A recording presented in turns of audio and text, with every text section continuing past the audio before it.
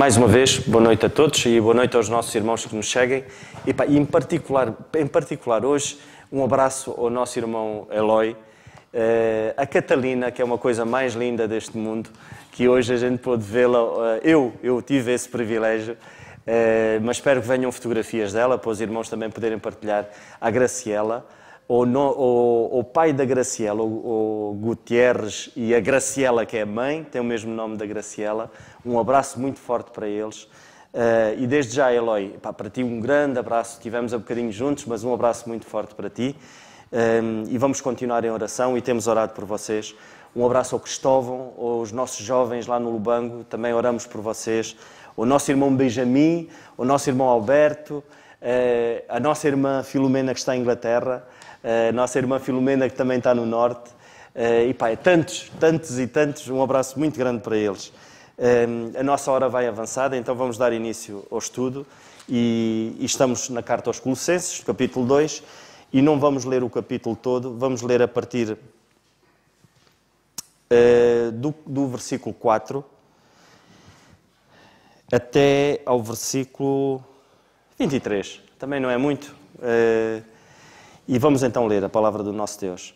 E digo isto para que ninguém vos engane com palavras persuasivas, porque ainda que esteja ausente quanto ao corpo, contudo em espírito estou convosco, regozijando-me e vendo a vossa ordem e firmeza da vossa fé em Cristo. Como, pois, recebestes o Senhor Jesus Cristo, assim também andai nele, arraigados e sobreedificados nele e confirmados na fé, assim como fostes ensinados, abundando em ação de graças, tendo cuidado para que ninguém vos faça presa sua por meio de filosofias e vãs subtilezas, segundo a tradição dos homens, segundo os rudimentos do mundo e não segundo Cristo. Porque nele habita corporalmente toda a plenitude da divindade. E estáis perfeitos nele, que é a cabeça de todo o principado e potestade, no qual também estáis circuncidados, com a circuncisão não feita por mão, no despojo do corpo da carne, a circuncisão de Cristo. Sepultados com ele no batismo, nele também ressuscitastes pela fé no poder de Deus, que o ressuscitou dos mortos. E quando vós estáveis mortos nos pecados e na incircuncisão da vossa carne, vos vivificou, juntamente com ele, perdoando-vos todas as ofensas, havendo riscado a cédula que era contra nós, nas suas ordenanças, a qual de alguma maneira nos era contrária, e a tirou do meio de nós, cravando-a na cruz. E despojando os principados e potestades, os expôs publicamente, e deles triunfou em si mesmo. Portanto, ninguém vos julgue pelo comer ou pelo beber, ou por causa dos dias de festas, ou da lua nova, ou dos sábados, que são sombra das coisas futuras, mas o corpo é de Cristo.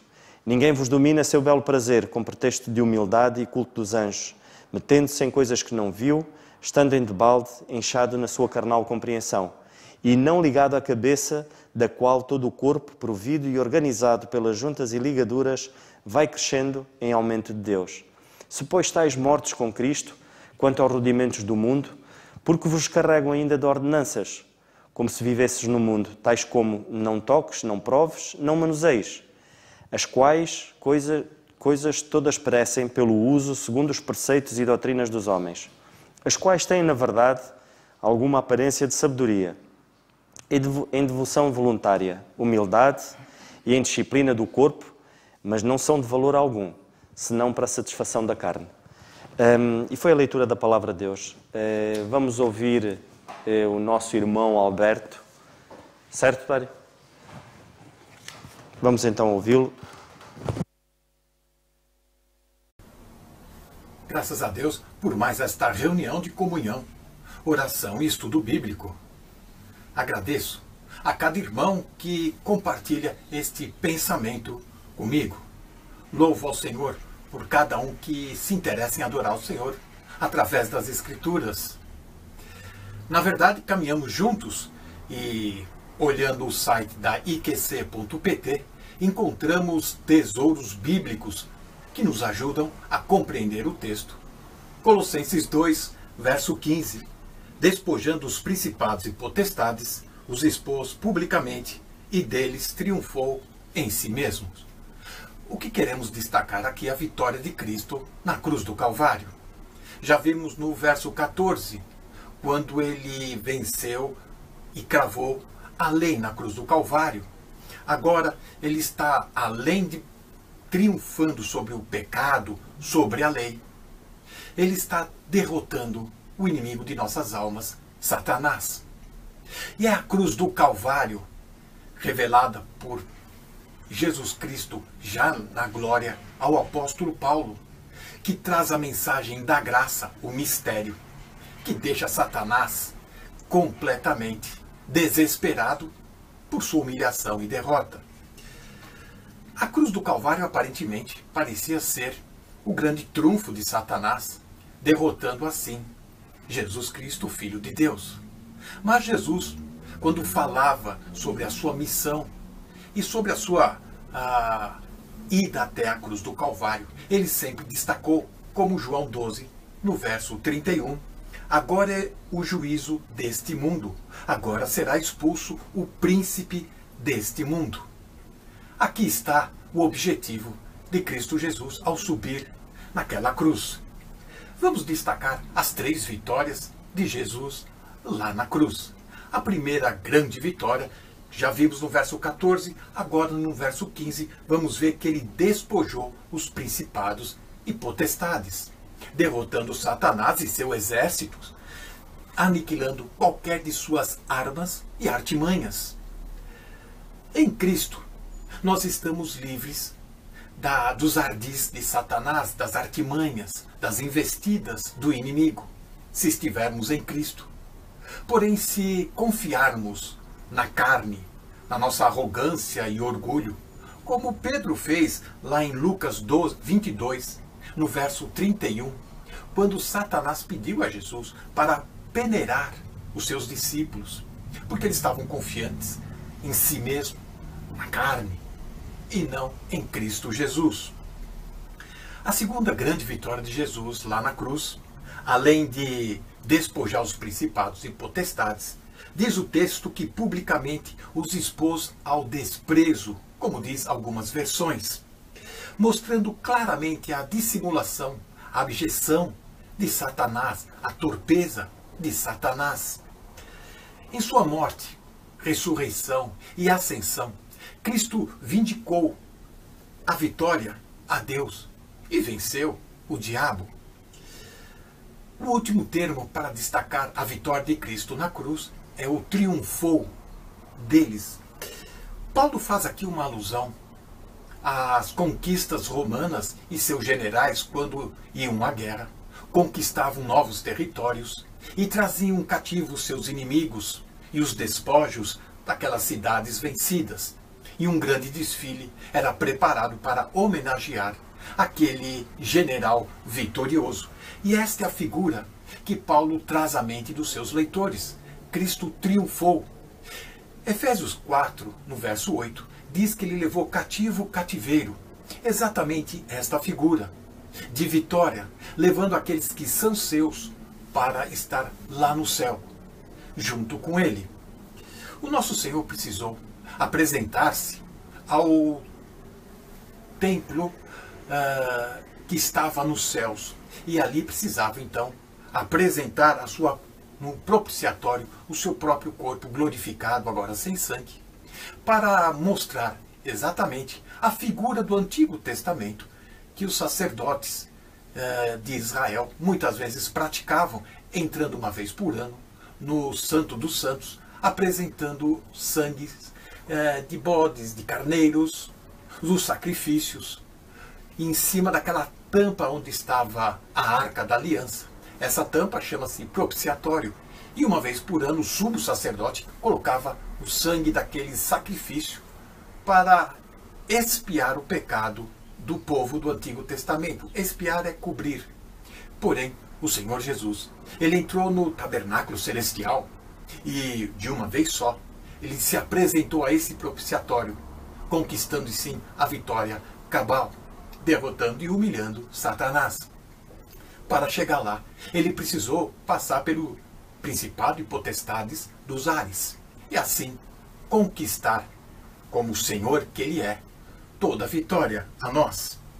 Jesus foi vitorioso na cruz, voltando para a glória, nesse grande cortejo triunfante.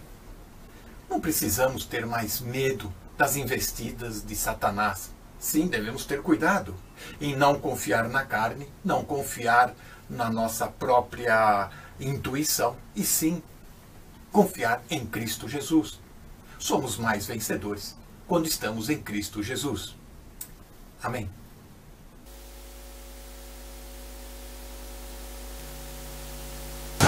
Queria partilhar convosco um pequeno pensamento, só um minuto. O nosso irmão Alberto terminou e terminou muito bem, quando ele diz que de facto Satanás foi vencido. E foi. E a nossa condição, quando no versículo 15 a palavra de Deus nos diz: e despojando os principados e potestades, está a falar aqui de despojo. E quando nós pensamos um pouco na nossa condição como inimigos de Deus, de costas virados para eles, que era a nossa velha natureza, e como nós éramos antes de conhecermos o Senhor Jesus Cristo como nosso Salvador, de facto, Satanás, antes disso, ele tinha o poder das nossas almas, e ele foi derrotado, e esse despojo o Senhor trouxe para si. A nossa condição de perdidos, a nossa condição de inimigos de Deus, o nosso caráter, ele afirma-se por a possessão. Ou seja, nós queremos ter, antes de nós sermos filhos de Deus, o que nós mais ansiamos é ter um bom emprego, é ter um bom estatuto, é ter dinheiro, é ter uma família, é ter. É isso que nos caracteriza, é isso que caracteriza o mundo. Mas não é isso que deve caracterizar um filho de Deus. A partir do momento que nós somos filhos de Deus, aquilo que mais nos deve caracterizar é o ser. É nós sermos e não nós termos. Só que o problema é que muitas das vezes e o nosso irmão Alberto falava aqui, claro que nós não devemos temer o inimigo, ele não tem possessão das nossas almas, mas devemos ter cuidado porque ele pode nos desequilibrar, e esse desequilíbrio muitas das vezes passa por nós darmos atenção à nossa carne, e aí é que é a grande luta entre a carne e o espírito. E nós tornamos-nos uma nova criatura. Nós fomos revestidos pelo Espírito Santo. E agora o nosso caráter, ele foi moldado. Ele foi transformado. E o facto de nós, hoje, o que nos caracteriza é sermos. Nós hoje somos santos. Nós hoje somos irrepreensíveis. E nós somos inculpáveis pela magnífica obra que o Senhor Jesus Cristo fez na cruz. Única. E isso é maravilhoso quando nós pensamos nisso. Tudo o que nós temos é perecível, irmãos. E então, no que é que nós estamos a investir hoje? Como filhos de Deus, em o que é que nós investimos? Naquilo que temos ou naquilo que somos em Cristo? O Senhor Jesus Cristo veio com uma missão clara. Ele não veio para que a sua glória fosse confirmada pelos homens. Ele veio com uma missão. E essa missão foi resgatar as nossas almas do inimigo. E nós, neste versículo, podemos ver perfeitamente que a sua missão foi completa. Então, se a missão dele foi essa, qual é a nossa missão hoje? Nós temos uma missão, cada um de nós. E se nós pensarmos naquilo que nós somos hoje em Cristo, isso responsabiliza-nos. Isso faz-nos mover. E o que é que nos move? O que nós somos ou o que nós temos? É que se nós nos deixarmos mover por aquilo que nós temos, nós vamos entrar num caminho muito perigoso. Porquê? Porque é um caminho que nos afasta de Deus. Porque não é isso que nos deve caracterizar, o ter, mas sim o ser. E se nós nos concentrarmos naquilo que nós somos em Cristo, nós vamos valorizar, de facto, esta obra-prima que o Senhor fez por cada um de nós. Que o Senhor nos ajude, irmãos. E que valorizemos aquilo que somos em Cristo e não aquilo que nós temos. Porque hoje podemos ter muito dinheiro, mas também os descrentes também têm. Podemos ter uma família, eles também têm. Mas eles são inculpáveis, a alma deles está irrepreensível. Irmãos, que possamos meditar, que o Senhor nos ajude. Um irmão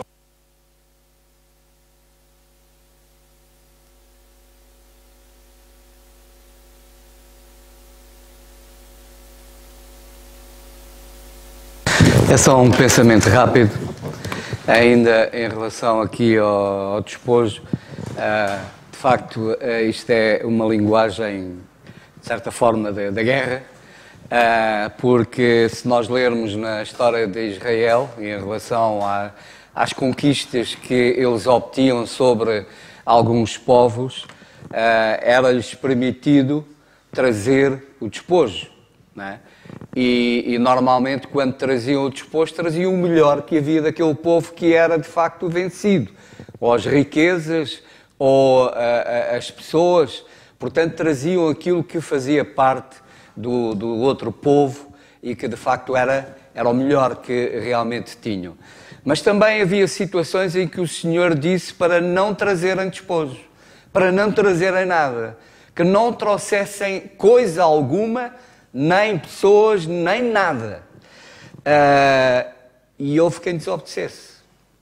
Em vez de obedecer ao Senhor, deixou-se levar por aquilo que o Nando acabou de dizer. Deixou-se levar por o ter, em vez de o ser.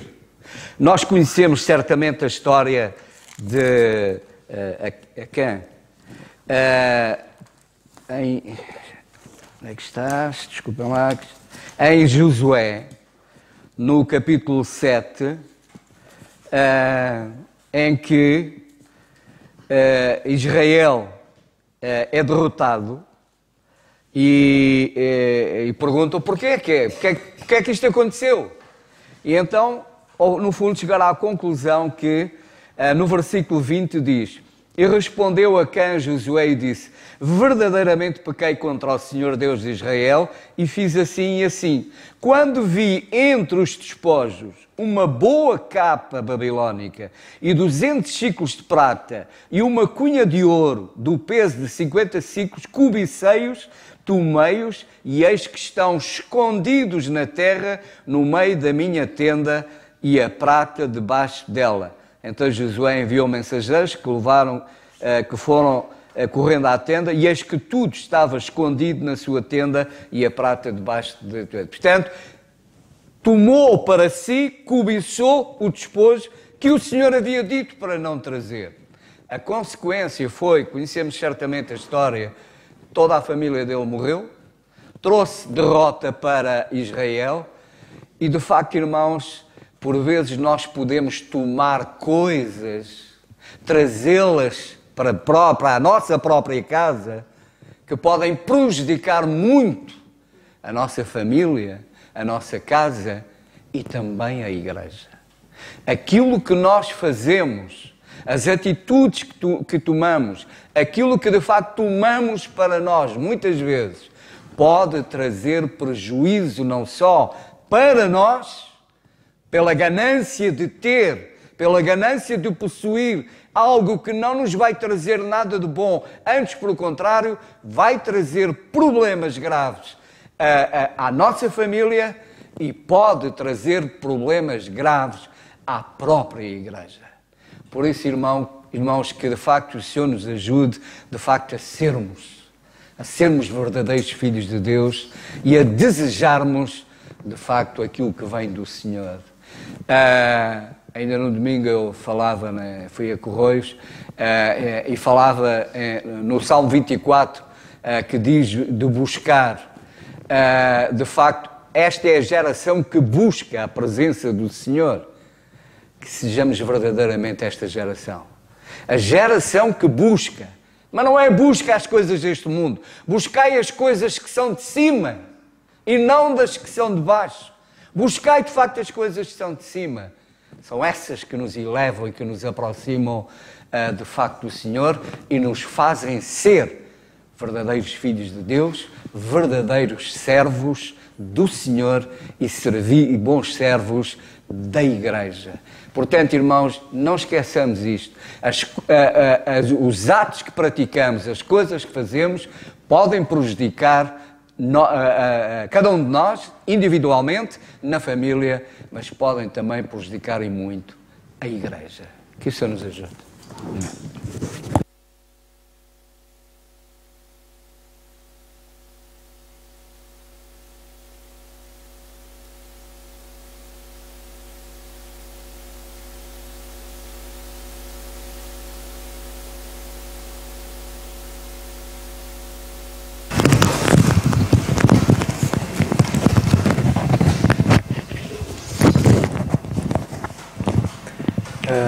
Graças a Deus. Um abraço também da minha parte ao Eloy e das saudades que eu sinto de cada um deles. E aos pais da Graciela, ao Juan Gutierrez e à Graciela. Aos pais da Graciela e os sogros do Eloy, um forte abraço a eles. E espero pelo menos um dia estar com eles, nem que seja conhecê-los um bocadinho. Na nossa passagem em Colossenses, no capítulo 2 e versículo 15, em que lemos mais uma vez: e despojando os principados e potestades, os expôs publicamente e deles triunfou em si mesmo. O pequeno pensamento que quero recuar um bocadinho antes, para depois chegarmos a esta passagem. E um bocadinho antes que eu quero recuar é no Evangelho de Marcos, no capítulo 8, e no versículo 31, a partir do versículo 31, Evangelho de Marcos, capítulo 8 e versículo 31, a palavra de Deus diz-nos o seguinte: Começou então, diga-se o Senhor Jesus Cristo, a ensinar-lhes que era necessário que o Filho do Homem padecesse muitas coisas, que fosse rejeitado pelos anciãos e principais sacerdotes e pelos escribas, que fosse morto e depois de 3 dias ressuscitasse. E isso dizia abertamente a cada um deles. Ao que Pedro, tomando-o à parte, começou a repreendê-lo. Mas ele, voltando-se e fitando os seus discípulos, repreendeu Pedro, dizendo: para trás de mim, Satanás, porque não compreendes as coisas que são de Deus, mas sim as que são dos homens. No Evangelho de João, no capítulo 20 e no versículo 19, nós ainda lemos o seguinte: chegada à tarde, o Senhor já tinha ressuscitado e já tinha aparecido, nomeadamente, a Maria de Madalena, e no versículo 19 nós lemos que chegada à tarde, pois a tarde daquele dia, o primeiro da semana, e cerradas as portas onde os discípulos estavam quê? Estavam com medo dos judeus, se tinham ajuntado. Chegou Jesus e pôs-se no meio deles e disse-lhes: paz seja convosco. Um pouco ainda mais à frente, já vemos o contexto, porque é que estou a citar estas palavras. Após o Senhor ressuscitar e ter ascendido à glória, e quando Pedro está a falar àquelas almas todas, chega uma altura no livro de Atos, no capítulo 2 e no versículo 36, Pedro repreende os judeus, dizendo: saiba, pois com certeza, toda a casa de Israel, notem o que ele diz, toda a casa de Israel, que é esse Jesus, a quem vocês crucificaram, Deus o fez Senhor e Cristo. E ouvindo eles, compungiram-se em seu coração e perguntaram a Pedro e aos demais: que faremos, homens e irmãos? Nestas 3 passagens que nós vimos, quando o Senhor começa a falar da sua morte, da sua crucificação e da sua ressurreição, e quando nós vemos após a sua ressurreição, eles estavam escondidos, a cruz para eles e a ressurreição era algo que eles não entendiam e que eles não queriam que acontecesse. Para eles era uma perda. E foi uma perda tremenda que nós lemos no Evangelho de João, na passagem que nós lemos no capítulo 20 e versículo 19, que eles estavam escondidos. O Senhor tinha ressuscitado, Pedro já tinha nomeadamente corrido para lá, e ainda assim eles permaneciam escondidos e não acreditavam. Para eles, apesar do Senhor ter ressuscitado e de as mulheres terem falado, nomeadamente Pedro e João verem o sepulcro vazio, ainda assim eles não acreditavam, ainda assim eles estavam com medo. Porque para eles a crucificação do Senhor era de alguma forma para eles uma derrota. Tudo tinha acabado e eles eram os próximos a morrerem. E para eles era uma má notícia. Isto para chegarmos à carta de Paulo, na passagem que nós estamos a ler, em que nós vemos que a cruz não foi de facto uma derrota, muito pelo contrário, vemos que a cruz foi uma vitória e que o que para eles era uma derrota, e que quando Pedro fala à casa de Israel, diz que eles crucificaram e que apesar de eles terem crucificado, Deus o fez o Senhor e Cristo, que para eles a crucificação era algo mau, era uma má notícia, e eles vemos nos Evangelhos e no livro de Atos, eles a porem em causa o povo de Israel por terem crucificado, nomeadamente no capítulo 3 e versículo 14 e 15, em que Pedro diz outra vez ao povo de Israel que eles mataram um príncipe da vida. Para eles a cruz era algo mau, era uma derrota. Mas nós, e nomeadamente no Evangelho atual, no ministério da graça de Deus, A cruz para nós não é uma derrota como para eles era. Para eles causava, era uma derrota, era algo mau, era algo que eles punham em causa o povo de Israel e era algo que fazia de alguma forma entristecê-los. E vemos quando o Senhor ressuscitou, eles olha, o que vocês tentaram fazer foi um erro tremendo. Vocês não conseguiram, vocês têm de se arrepender. E vemos que eram obras necessárias para tal ato. Mas hoje, através do apóstolo Paulo, vemos que o Senhor utilizou o apóstolo Paulo para nos falar da sua enorme graça. Para nós hoje, a cruz não é uma derrota. Nós, muito pelo contrário, não é algo que nós devemos entristecer. Não é algo que nós devemos pôr as pessoas em causa e dizer vocês arrependam-se por terem crucificado o Senhor Jesus Cristo. Muito pelo contrário. Nós vemos Paulo a dizer que naquela cruz a nossa cédula, que era contra nós nas suas ordenanças, foi riscada e foi lá cravada na cruz. E que por causa disso é uma vitória para nós hoje. E que, como o irmão já disse, quando os povos eram despojados, quem despojava era quem tinha ganho a guerra, era o vitorioso.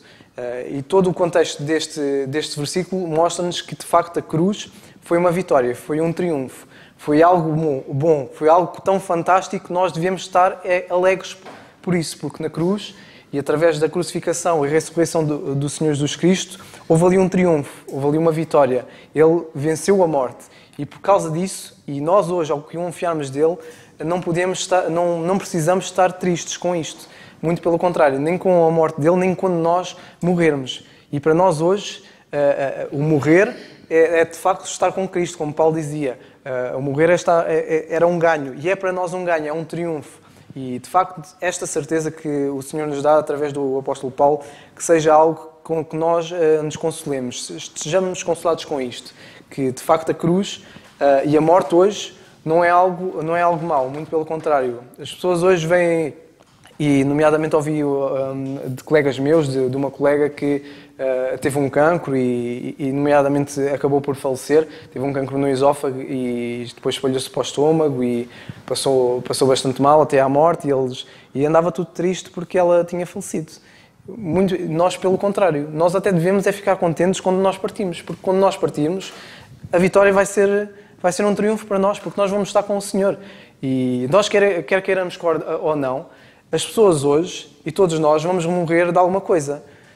Alguém que morre com um ataque cardíaco, morre de uma doença, seja que tipo de doença for, seja algo mais degradante ou algo mais instantâneo, seja do que for, nós vamos todos morrer de alguma coisa. Então, e depois disso? As pessoas hoje, sem as certezas, veem a morte como um monstro. Para nós não é um monstro.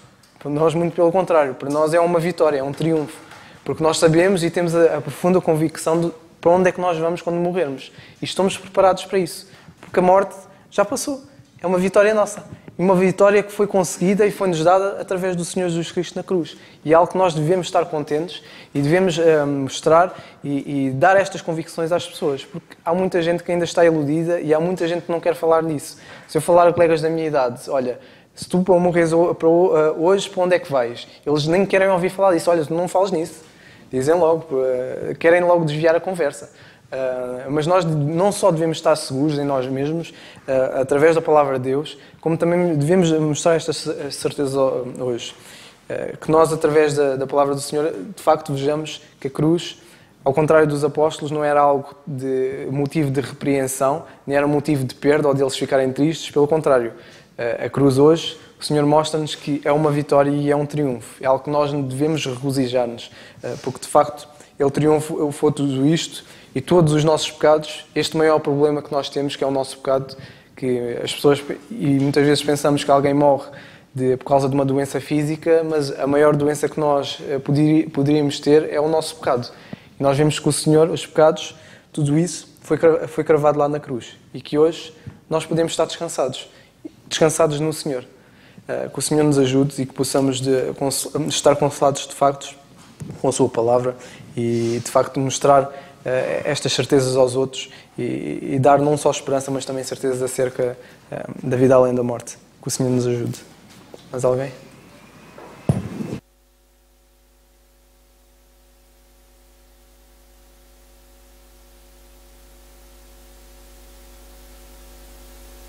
E para depois é o irmão Alberto que vai comandar as operações. Portanto, provavelmente ele vai para o 16 e só para nós terminarmos aqui o 15, eventualmente, eu estou a dizer para terminar, mas não estou a dizer que vou terminar, não é? Só estou a dizer que isso pode acontecer. Porque vem na sequência daquilo que estamos a falar, eu gostava de dizer o seguinte. Bem, em primeiro lugar gostava de dizer que nunca senti tanta falta de telemóvel como hoje. E vocês dizem assim, também estás viciado? Estou. Mas eu não sentia falta do telemóvel. Não tinha aqui o telemóvel. Eu estava ali sentado assim, mas o telemóvel. Eu já sabia que não tinha o telemóvel. Mas estava ali a sentir a falta do telemóvel. E você assim, mas estás a dizer isso? E por cima estás aí a pregar e estás a dizer isso? Estou! Sabe porque você tinha a falta do telemóvel? Porque eu precisava de ir ver na concordância bíblica alguma coisa e eu não tinha o telemóvel, porque tinha a Bíblia no telemóvel. O que é que vocês pensavam que era o quê? Tenho a Bíblia no telemóvel. Aquilo dá é muito bom mesmo. Bem, mas não se preocupem, porque aquilo que eu vou dizer não vai ser afetado por causa disso. O versículo 15 diz, e despojando os principados e potestades. Já ouvimos vários pensamentos. E dos vários pensamentos, a mensagem, porque nós ouvimos desde o irmão Alberto ao Dário, passando pelo Nando e pelo José, temos boas notícias. Certo?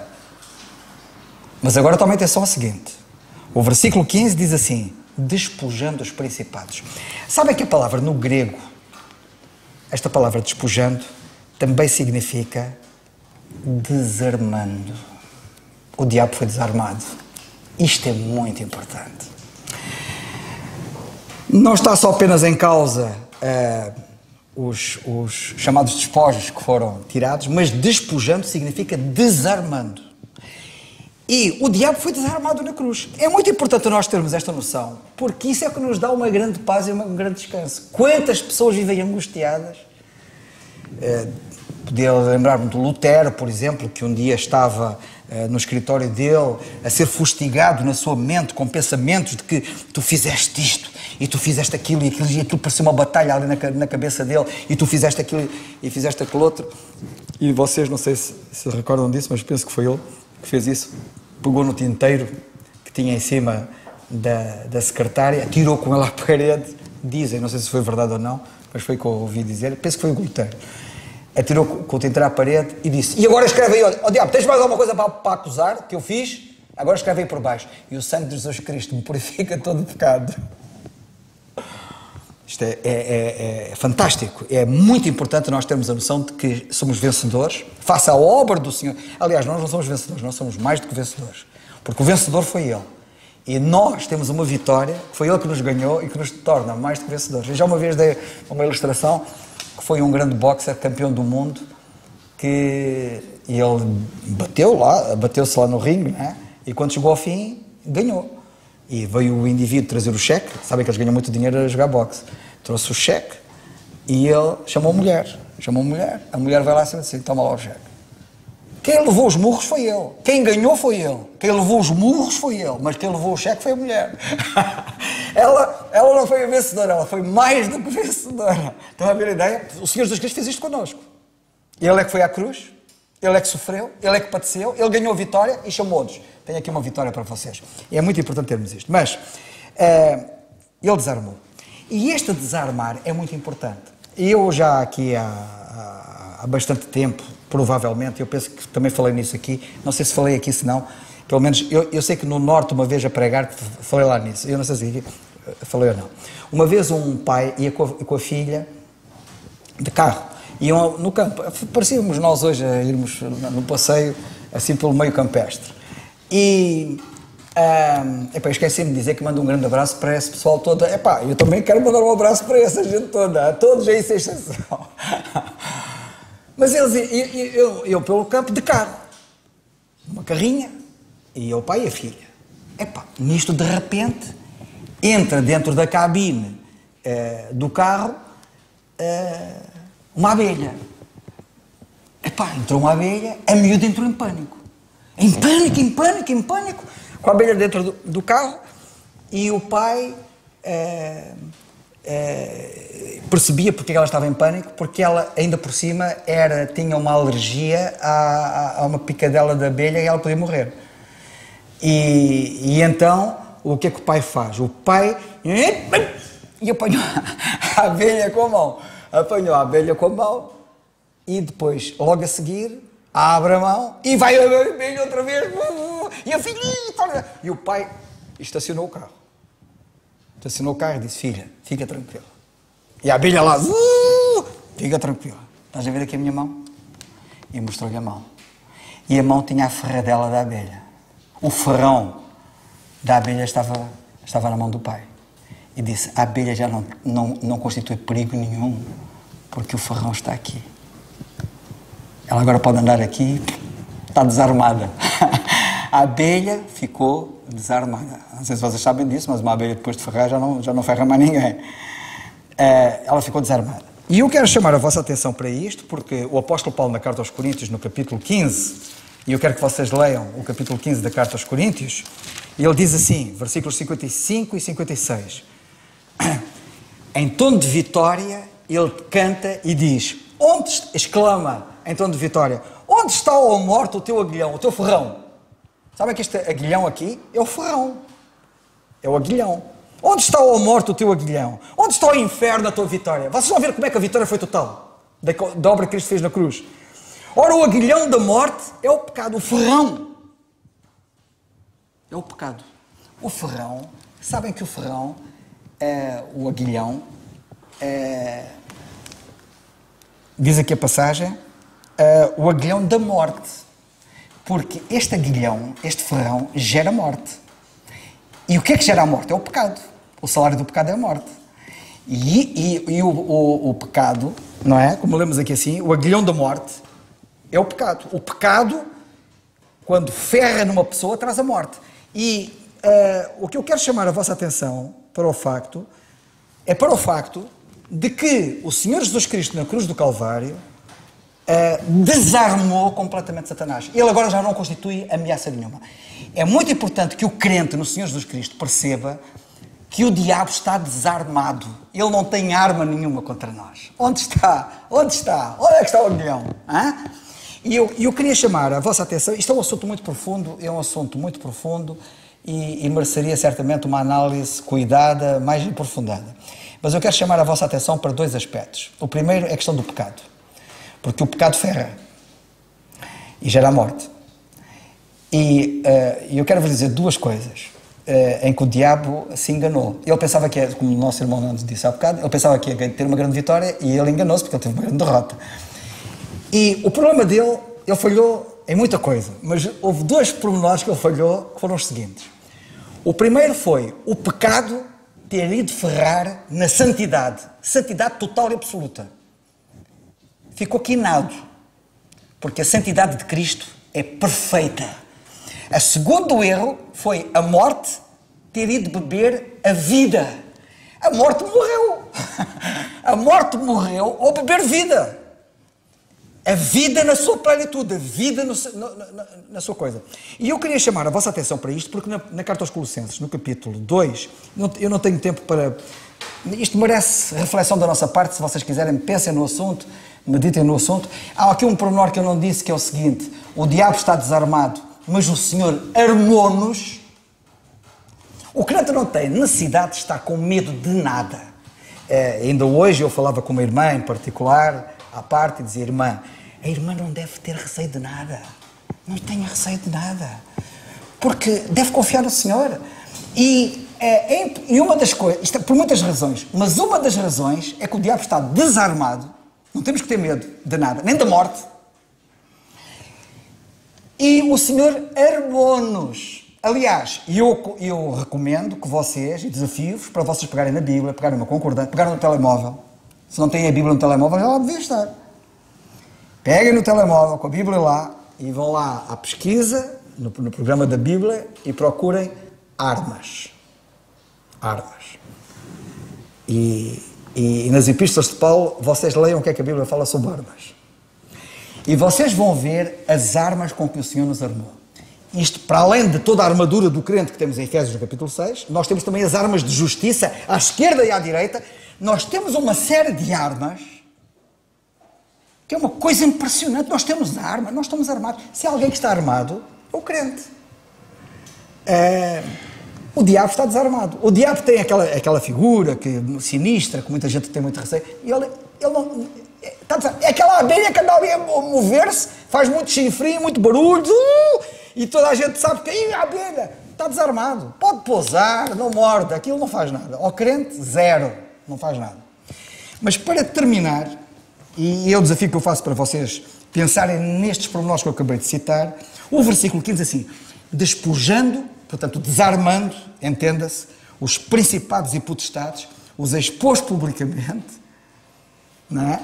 É quase como o irmão Alberto pegou no general romano, que ele quando ia para a guerra e vencia os inimigos, e depois trazia os presos para Roma. Eles vinham todos presos para Roma, estão a ver? E expunham-os publicamente. Epá, a população ficava toda a bater palmas, e lá vinham os desgraçados, os expôs publicamente. E sabe o que era aquela exposição? Era uma exposição humilhante. Era as pessoas verem que aqueles grandes guerreiros do passado, que tinham sido guerreiros, estavam derrotados. Eram os vencidos. E vinham ali, vencidos, coitados, cabisbaixos. E a Bíblia diz que o Senhor na cruz fez isto, despojou, os expôs publicamente, mas agora o que eu quero chamar a vossa atenção, e isto merece séria reflexão, é quando ele diz, e Deus triunfou em si mesmo. Isto para mim é de uma profundidade incrível. O Senhor não só triunfou sobre Satanás pelo que fez, o Senhor triunfou Satanás pelo que é, em si mesmo. Era a vida a vencer a morte, era a santidade a vencer o pecado. O que ele é em si mesmo, não é o que ele fez. Mais do que aquilo que ele fez, é o que ele é. E ele, aquilo que ele é, na sua graça, ele deu-nos a nós. Foi feito para nós. Santificação. Aliás, no outro dia, quem é que pregou sobre isso? Houve alguém... Foi o Mark Swain, quando esteve cá há dias, e ele falou sobre a santificação, e ele pegou na passagem que diz que Cristo foi feito para nós, santificação, entre outras coisas. Vocês reparem aquilo que ele fez para nós. Isto é um assunto profundo, mas pensem nisto. Ele triunfou em si mesmo. Ele triunfou não pelo que fez, mas pelo que ele é. Não só pelo que fez, mas pelo que ele é. O que ele é impressionante. Nós temos que dar graças a Deus por termos um Senhor que é o que é. Eu sou o que sou. Como lemos na palavra de Deus. Que Deus nos ajude.